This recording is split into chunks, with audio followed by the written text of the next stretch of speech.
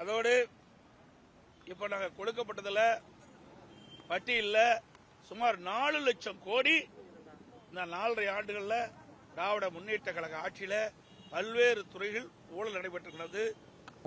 அந்த ஊழல் நடைபெற்ற என்னென்ன ஆதாரங்கள் வேணுமோ அதையெல்லாம் நாங்கள் கொடுத்திருக்கின்றோம். இந்த புத்தகத்தில் முழுமையான விவரங்கள் நாங்கள் கொடுத்திருக்கிறோம். நான் குறிப்பிட்ட துறைகளில் ஒவ்வொரு துறையிலும் எத்தனை ஆயிரம் கோடி ஊழல் நடைபெற்றது என்ற விவரம் முழுமையாக இந்த புத்தகத்தில் இடம்பெற்றிருக்கிறது, ஆதாரத்தோடு இடம்பெற்றிருக்கிறது. இதை மாண்புமிகு மேதகு ஆளுநர்கிட்ட கொடுத்திருக்கிறோம். ஆளுநர் அவரிடத்திலும் கோரிக்கை வைத்திருக்கின்றோம். இந்த 4.5 ஆண்டு காலத்தில் பல்வேறு துறைகளில் நடைபெற்ற 4 லட்சம் கோடியை இதை ஒரு விசாரணை கமிஷன் அமைத்து விசாரிக்க வேண்டும். இந்த விசாரணை கமிஷனுக்கு உச்சநீதிமன்ற ஓய்வு பெற்ற நீதிபதியை நியமிக்க வேண்டும் என்று கோரிக்கை வைத்திருக்கிறோம்.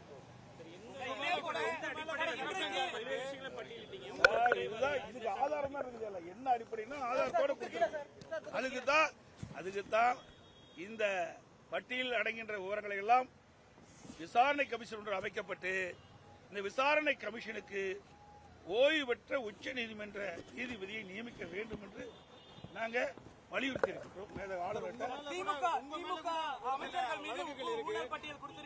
உங்களுடைய ஆட்சியிலையும் முன்னாள் அப்போது இருந்த அமைச்சர்கள் மீது திமுக புகார் பட்டியல் கொடுத்திருக்காங்க. இதை டைவர்ட் பண்ணாதீங்க, இதை மட்டும் பேசுங்க. அதெல்லாம் ஏற்கனவே பல முறை கேட்டு பதில் இதையெல்லாம் ஏற்கனவே நீங்க கேட்டவரெல்லாம் ஏற்கனவே கேட்டு அதுக்கு பதில் அளித்து விட்டது. இப்போ இதற்கு என்னன்னு அதை கேளுங்க, அதை கேட்க மாட்டேங்கிறீங்க. அதை விட்டுட்டு இதை டைவர்ட் பண்ணி நீங்க வேற விதமா கேட்கறது அவ்வளவு பொருத்தமா இருக்காது. நாங்க ஏற்கனவே நீங்க கேட்ட கேள்விக்கெல்லாம் பதில் அளித்து விட்டோம். எம்ஏ கூட வழக்கு போட்டாங்க. உயர்நீதிமன்றத்தில் நான் வழக்கு நடத்துறேன்னு சொன்னேன். வழக்கு போட்டவங்க RS பாரதி திரும்ப பெறன்னு சொன்னாங்க. நிரபராதின்னு நிரூபித்து தாங்க நிக்கிறோம். ஆனா திராவிட முன்னேற்ற கழகம் ஆட்சி வந்திலிருந்து பல்வேறு துறைகள் நடைபெற்றிருக்குது. இதை இங்க கூட சொல்றீங்களே, இன்னைக்கு இடி 2 முறை ஒரு துறையில பல்வேறு ஊழல் நடைபெற்றது என்று சுட்டிக்காட்டி அரசுக்கு அறிக்கை அனுப்பப்பட்டிருக்குது. அந்த அறிக்கை அடிப்படையில் ஆதாரத்தோடு அறிவிச்சு கொடுத்திருக்கிறாங்க. இன்னும் FIR போடல இந்த அரசாங்கம்.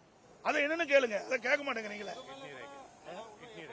அதே போல கிட்னி முறைகேடு இந்த அரசாங்கமே கண்டுபிடிச்சு அதுக்கு ஒரு குழு போட்டு குழு போய் ஆய்வு செய்து முறைகேடு நடந்தது உண்மை என்று அரசுக்கு அறிக்கை தாக்கல் செய்யப்பட்ட பிறகு இதுவரைக்கும் என்ன நடவடிக்கை எடுத்திருக்குது?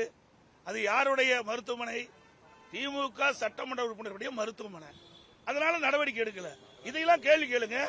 பிளே ஸ்டோர் மற்றும் ஆப் ஸ்டோரில் இருந்து பாலிமர் செயலியை QR கோடு மூலம் பதிவிறக்கம் செய்யுங்கள். செய்திகளை உடனுக்குடன் பெறுங்கள்.